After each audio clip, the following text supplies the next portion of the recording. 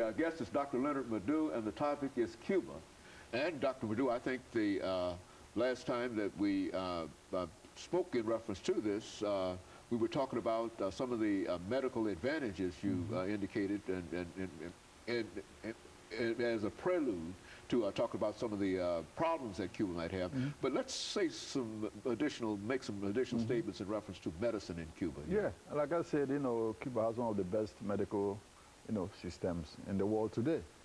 In terms of AIDS, like we were talking about, Cuba exports, one of the best HIV/AIDS vaccines to most of the third world countries. In fact, most of the Latin American countries buy their HIV/AIDS vaccines from Cuba. In terms of percentage of those infected by AIDS, Cuba has probably the lowest, in the whole world. When this HIV/AIDS came to Cuba, Fidel Castro, quarantined the first those who were identified initially, to the island of Pines.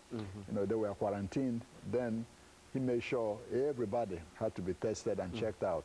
And then they moved there and started manufacturing, HIV/AIDS vaccines. So that today, countries like Venezuela, Bolivia, you name it, Mozambique, Angola, a lot of them import their HIV/AIDS vaccines from Cuba.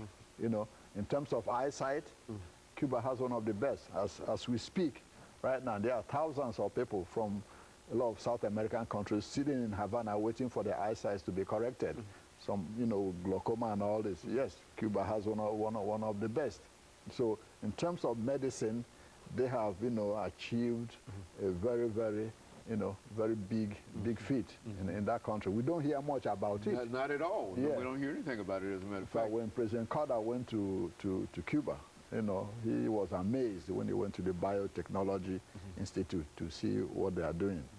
So in terms of healthcare system, the Cuban Revolution has accomplished a lot.